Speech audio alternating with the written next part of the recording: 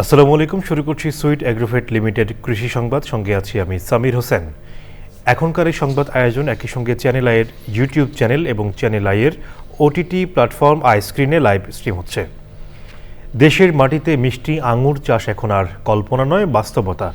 স্বাদে মিষ্টি হওয়ায় দিনে দিনে বাড়ছে আঙুর চাষ। সাতক্ষীরার হেলাল উদ্দিন এবার উপকূলীয় মাটিতে বাণিজ্যিকভাবে আঙুর চাষে সফলতা পেয়েছেন। সাতক্ষীরা থেকে আবুল কালাম আজাদের পাঠানো তথ্য ভিডিও নিয়ে রিপোর্ট করছেন জহির মুন্না। সাতক্ষীরার বাইপাস সড়কের লাফসা এলাকার এই আঙুর বাগানের প্রতিটি গাছে থোকায় থোকায় ঝুলছে খয়েরি ও সবুজ রঙের মিষ্টি আঙুর। 2 বছর আগে মাত্র 2টি গাছ দিয়ে শুরু হয়েছিল এর যাত্রা। নানা পরীক্ষা নিরীক্ষা ও বিজ্ঞানসম্মত পরিচর্যার পর এবার বাণিজ্যিকভাবে আঙুর চাষে সফল হয়েছেন হেলাল উদ্দিন। শখের বসে ইউটিউব দেখে আমি 2টা গাছ সংগ্রহ করি বিদেশি জাতের। এটা ইউক্রেনের জাত। তখন এই 2টা জাত বাড়িতে লাগাই। বাড়িতে লাগানোর পরে আমি মোটামুটি সাকসেস, মিষ্টতাও যেমন এবং বাজারের আঙ্গুরের মতো কালার। তখন আমি বাণিজ্যিক আকারে শুরু করি। যথেষ্ট ফল দিছে, পরিপূর্ণভাবে ফলন আসছে। এই সুমিষ্ট আঙুর চাষকে এগিয়ে নিতে নিরলস শ্রম দিয়েছেন তার স্ত্রীও। বিদেশে আমরা টিভিতে দেখছি থোকায় থোকায় ঝুলতে, এখন ফেসবুকে ইউটিউবে দেখি, কিন্তু অরিজিনাল যে নিজের চোখে দেখতে পাবো এটা কখনো আশা করিনি। আমাদের এই বাগানে মোট 115টা গাছ আছে। এই উদ্যোগ স্থানীয় অনেকের মাঝে আঙুর চাষ করার আগ্রহ তৈরি করেছে।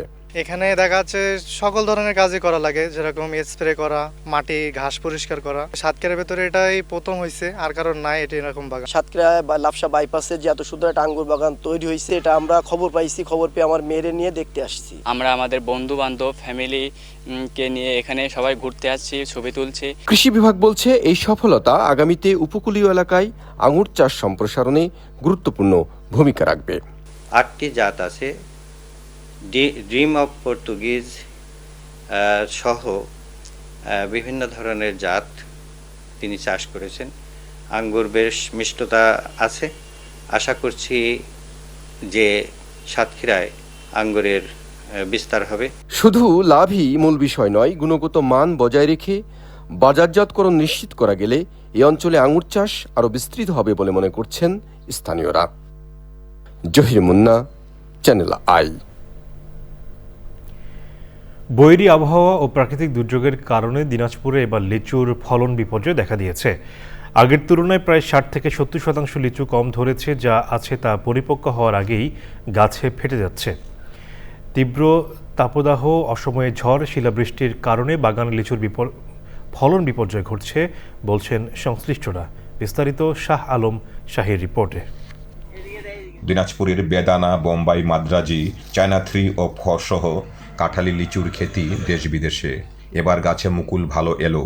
তাপদাহ, অসমের ঝড় বৃষ্টি ও শিলাবৃষ্টিতে নষ্ট হয়ে যায় অধিকাংশ বাগানের মুকুল ও গুটি।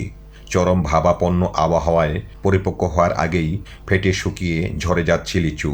আমাদের কাছে এবার লিচু নাই, ঝড় বৃষ্টিতে মূলগুলা রোদে জ্বলে গেছে। এই যে ওয়েদার খারাপ, সূর্যের তাপমাত্রা, তারপর আবার লিচু নাই, পাথর পানি, ঝড় তুফান। যখন লিচুর মূলটা ফুটেছিল তখন বৃষ্টি হয়েছিল, বৃষ্টির কারণে মূলটা লিচুটা হয় নাই। গাছে এবার খুব লিচু নাই, এবার খুবই লিচু কম। পুরাপুরি না হওয়ার কারণে তার আগেই আর কি এটা দাগ হয়ে যাচ্ছে। একদিন আমরা মনে করি যে ওষুধ মারতেছি, পাউডার, বিষের ওষুধ, পোকার আক্রমণ, কিছুতেই কাজ হচ্ছে না। তবে বিপর্যয়ের মুখেও উৎপাদকগণ ভালো দাম পাবেন বলে মত কৃষি বিভাগের। প্রাকৃতিক দুর্যোগের কারণে যেটুকু কৃষক বা বাগানি ক্ষতিগ্রস্ত হয়েছে, কিন্তু এবছর ফল কিছুটা কম হলেও, ফলন কম হলেও দামটা কিন্তু মোটামুটি গত বছর আমাদের মনে হচ্ছে যে একটু বেড়ে যাবে এবং আশা করা যায়। দিনাজপুরের 13 উপজেলায় লিচু বাগান রয়েছে 5,700 হেক্টর। এছাড়াও বসতবাড়িগুলোতে লিচু বাগান রয়েছে 700 হেক্টর। সব মিলিয়ে 5,500 বাগানে গাছের সংখ্যা প্রায় 7,21,000-এরও বেশি। লিচুর রাজধানী খ্যাত দিনাজপুরে এবার লিচু ফলনে বিপর্যয় ঘটেছে। প্রাকৃতিক দুর্যোগের কারণে এ পরিস্থিতি সৃষ্টি হয়েছে বলে সংশ্লিষ্টরা মনে করছেন। এ অবস্থা অব্যাহত থাকলে চলতি মৌসুমে এ অঞ্চলে লিচু চাষিরা চরম ক্ষতির সম্মুখীন হবেন, এমনটাই মনে করছেন অনেকেই। দিনাজপুর থেকে শাহ আলম শাহী, চ্যানেল আই। মেহেরপুর সদর উপজেলা কৃষি সম্প্রসারণ অধিদপ্তরের উদ্যোগে 2025-26 অর্থ বছরে পার্টনার কংগ্রেস হয়েছে। এতে প্রধান অতিথি ছিলেন কৃষি সম্প্রসারণ অধিদপ্তরের উপপরিচালক সঞ্জীব মৃধা। এ সময় বক্তারা জানান, দেশের খোরপোশ কৃষিকে লাভজনক ও বাণিজ্যিক কৃষিতে রূপান্তর করে খাদ্য ও পুষ্টি নিরাপত্তা নিশ্চিত করা এর মূল উদ্দেশ্য। এটি বাস্তবায়ন হলে কৃষিকে এক নতুন রূপে দেখা যাবে। খাদ্য উৎপাদন বৃদ্ধির পাশাপাশি কৃষিকে বৈচিত্র্য আসবে। বিদ্যমান কৃষি বাণিজ্যিক কৃষিতে পরিণত হবে এবং রপ্তানি আয় বাড়বে। অনুষ্ঠানে কৃষি উদ্যোক্তা ও কৃষকেরা অংশগ্রহণ করেন। দর্শক, এই ছিল সুইট এগ্রোভেট লিমিটেড কৃষি সংবাদ। সাথে থাকার জন্য ধন্যবাদ সবাইকে।